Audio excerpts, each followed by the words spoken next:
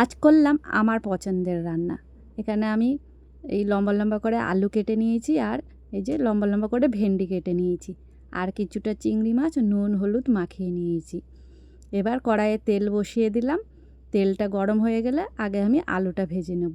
এই যে আলুগুলো সব দিয়ে দিলাম, দিয়ে আলুটার মধ্যে সামান্য নুন আর একটু হলুদ দিয়ে আলুগুলো খুব ভালোভাবে ভেজে নেব।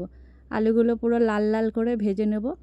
আলুগুলো আমি একটু ঢেকে ঢেকেই ভেজে নিয়েছিলাম, যাতে আলুটা অর্ধেক সেদ্ধ হয়ে যায়। এই যে আলুটা আমার খুব সুন্দরভাবে ভাজা হয়ে গেছে। এবার আলুগুলো সব তুলে নিলাম। আলুগুলো তুলে নিয়ে এবার এর মধ্যে আমি দিয়ে দিলাম ভেন্ডিগুলোও দিয়েছি। ভেন্ডিগুলোর মধ্যেও সামান্য নুন হলুদ দিয়ে ভেন্ডিগুলো খুব ভালোভাবে ভেজে নেব।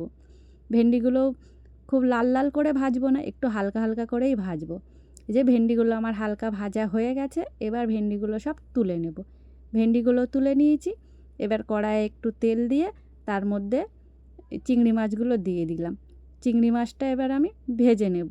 চিংড়ি মাছটা ভাজতে ভাজতে আমি মশলা করে নেব। মশলার মধ্যে নিয়েছি এখানে পেঁয়াজ রসুন আদা কাঁচা লঙ্কা টমেটো আর জিরে। এটা আমি মিক্সিতে বেটে নেব। এদিকে আমার চিংড়ি মাছগুলো খুব ভালোভাবে ভাজা হয়ে গেছে। চিংড়ি মাছগুলো এবার সব তুলে নিলাম।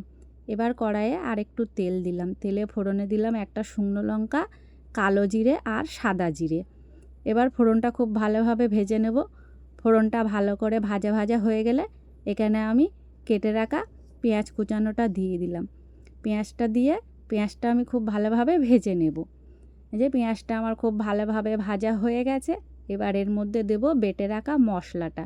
এই যে বেটে রাখা মশলাটা দিয়ে দিলাম, আর দিয়ে দেবো এর মধ্যে পরিমাণ মতো নুন হলুদ একটু কাশ্মীর লঙ্কা আর ধনের গুঁড়ো দিয়ে এবার মশলা ধোয়া জলটা দিয়ে খুব ভালোভাবে মশলাটা কষিয়ে নেব। খুব ভালোভাবে মশলাটা কষিয়ে নেব যতক্ষণ না মশলা দিয়ে তেল ছাড়ছে। এই যে খুব ভালোভাবে আমার মশলাটা কষানো হয়ে গেছে।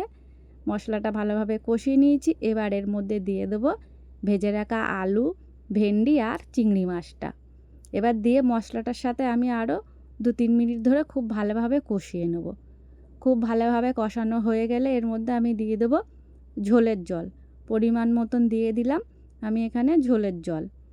খুব বেশি জল দিইনি, কারণ আমি একটু মাখা মাখা করেই করব। আর ভেন্ডি খেতে আমার ভীষণ ভালো লাগে। ভেন্ডি ভাজা ঝোল যাই করো, ভেন্ডি আমার খুব প্রিয় খাবার। তোমরা কারা কারা ভেন্ডি খেতে ভালোবাসো জানিও। এই খুব সুন্দরভাবে আমার হয়ে গেল আলু ভেন্ডি চিংড়ি দিয়ে। এই যে আলুগুলো খুব সুন্দর সেদ্ধ হয়ে গেছে। এবার আমি দিয়ে দিলাম সামান্য ধনেপাতা কুচি, আর একটু দিয়ে দিলাম গরম মশলার গুঁড়ো। ধনেপাতা আর গরম মশলার গুঁড়োটা দিয়ে খুব ভালোভাবে মিশিয়ে নিলাম। মিশিয়ে আমি নামিয়ে নেব। যে খুব সুন্দরভাবে হয়ে গেল আমার ভেন্ডি চিংড়ি। খেতে কিন্তু দারুণ হয়েছিল। যে দেখতেও কত সুন্দর হয়েছে আর খেতেও দারুণ হয়েছে।